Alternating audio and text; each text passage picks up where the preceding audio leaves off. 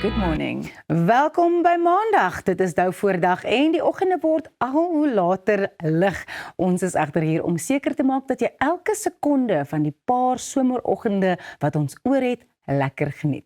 Is jy meer 'n wintersmens of 'n somersmens? Ek hou nie regtig daarvan om koud te kry nie, so ek sal sê ek is meer van 'n somermens, maar ten minste in die winter kan jy jou eie liggaamstemperatuur beheer. Jy kan 'n ekstra truitjie aantrek of 'n baadjie of wat ook al. En in die somer as jy warm is jy maar nou net warm. Daar's niks wat jy kan doen nie. So I don't know, I'm a little bit of both, but I would say if I had to choose, I would choose the summer. Ja, ek sal so ietsie tussenin verkies. Ja, jy weet, so herfs of lente. of lente, ja. Dit moet nie te warm wees nie, maar dit moet ook nie te koud wees nie. Ja. It's like that line from Miss Congeniality. What's the perfect date? Ja. The 25th of, when it's not too hot and you don't need a jacket. Wel, ek dink ek en jy moet nog saam gaan fliek. Ons hou van dieselfde soort flieks. Goed, Raas, dis weer 'n propvol program. Dit was gister Wêreldwaterdag en vanoggend gesels ons met die burgemeester van George, Browan Johnson, oor hoe die droogte in die Suid-Kaap hanteer word. Van plaaslike tot internasionale tennisbane, John Lafney die Jager vertel ons hoe hy tennisafrigter vir Team World geword het. Roundtable Suid-Afrika kyk terug na die organisasie se impak die afgelope jaar.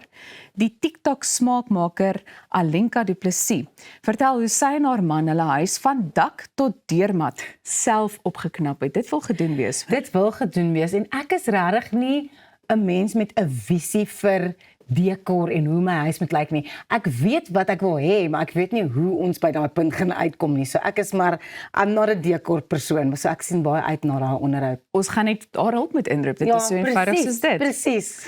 Goed, en sommer om die dag lig en sonnig af te sluit, is Elandrey hier met sy nuwe enkelsnit Somersoet. So gepraat van die somer. Het jy dit al gehoor? Ek is gaande oor die liedjie. Dit is so goed. Dit het verlede Vrydag uitgekom en dit was op my new music playlist. Ja. Ek het hom oor en oor en oor gespeel. Ek dink die lirieke weer eens, maar ek gaan later 'n bietjie met hom daaroor gesels. Ek dink net hy het so 'n goeie manier om dinge op te som. En die woorde wat deel is van die lirieke, dan dink jy by jouself, hoe het hy daarbey uitgekom? Dit is vir my net so ongelooflike gawe wat hy het, nê. Ek wil nou nie my eie liedjie en ons Drive with Robin Roosevelt Paramboude doen nie, maar net in vergelyking. So ons kry regtig kritiek en loop deur. Dit is maar net vir ons 'n grappie en dit was vir ons lekker om te doen. Maar ek verstaan hoekom mense sê, hierdie is so common. Die Afrikaanse taal is soveel mooier en dit is wat jy sien en hoor en voel met Elandrey se musiek. So Absoluut. ek kan nie wag vir daai gesprek wat jy met hom gaan voer nie. Luister, voordat ons by daai gesprek uitkom, is daar 'n paar interessante brokkies wat ek dalk kan deel en wat jy dalk ook gaan deel. So kom ons begin met 'n bietjie goeie nuus om jou maandag mee af te skop. Dokters by Mankweng Hospitaal, en dit is nou naby Polokwane, het in verlede week daarin geslaag om 'n saamgegroeide tweeling suksesvol te skei en dit na 'n ingewikkelde operasie wat sowat 8 ure geduur het. Nou die seentjies is in Januarie gebore en was by die bolyf vas terwyl hulle selfs sommige organe gedeel het. 'n Span onder die leiding van professor Nyaweleni Sifularo en die operasie behartig en gelukkig is albei babas nou lewendig en stabiel. So wat hierdie storie nog meer besonders maak, is dat die operasie by 'n landelike hospitaal ondergaan is en die storie is egter 'n getuienis van die vooruitgang van gesondheidsorg en veral dan nou in die gebiede. So dis 'n groot oomblik nie net vir Limpopo nie, maar vir Suid-Afrika in geheel, dink ek. Ek dink dit is so 'n fantastiese storie en daai ouers moet seker so bly wees en so verlig wees dat die operasie suksesvol was. En ek weet jy wat, ek wil graag aansluit by iets waaroor ons verlede week gepraat het, oor die toestand van hospitale in 'n plek soos byvoorbeeld die Noord-Kaap en die moegheid van die personeel, die feit dat die dienste soos skoonmakers en daardie tipe goed nie so beskikbaar is nie. Daar's baie negatiewe goed. So om iets so mooi te hoor wat wel by 'n landelike hospitaal gebeur het, dit is vir my net 'n tree in die regte rigting en dit makes my heart so glad. Ja, en ek dink ook, jy weet, so 'n storie is meer ongewoon. Ek meen 'n mens hoor nie gereeld daarvan nie, maar wanneer so iets suksesvol hanteer kon word. Dit gee vir my hoop, na aanleiding van medisyne in ons land ook. Ja, want mens hoor gewoonlik van saamgegroeide tweeling wat oor see dalk in 'n operasie been separated, maar ek het dit nog nie gehoor dat dit hier so suksesvol gebeur het by 'n klein hospitaal in 'n redelike klein dorpie nie. So well done vir die dokters en die hele mediese span en ons stuur vir die familie liefde en sterkte en ons hoop daai tweeling sterk baie mooi aan. Nog 'n soort van wetenskaplike storie van ons oggendpraatjies vanoggend. Scientists from China and Australia have achieved something quite unusual. They've grown a tomato that smells like butter-flavored popcorn using gene editing technology.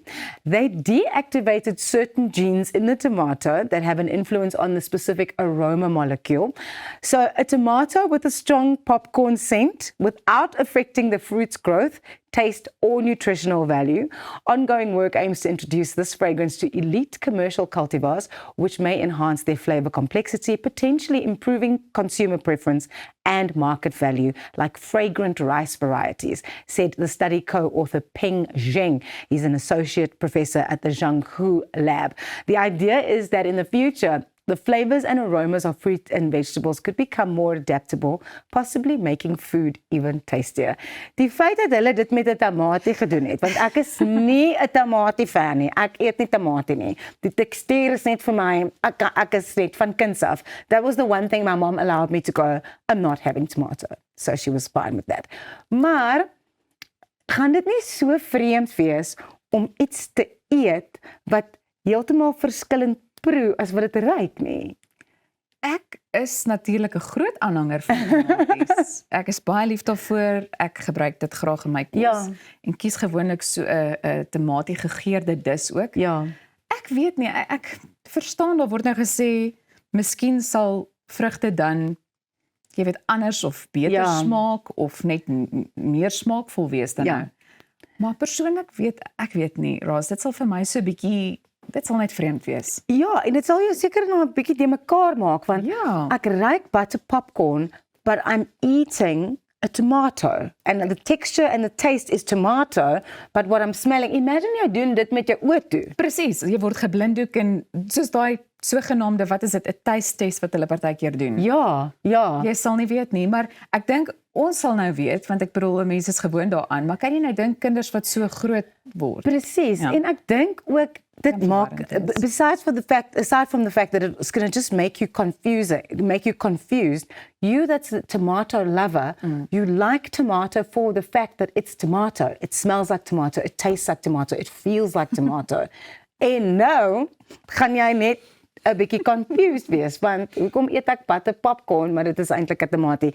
Daar het 'n advertensie geklink vir 'n tamatie, hoor. Verstaan jy? Sometimes maybe science must just focus on other things. Ja. Fokus op iets anders. Maar ons is trots op jou. Ons is hier in China en Australië, van Suid-Afrika af, sê ons vir julle, well done.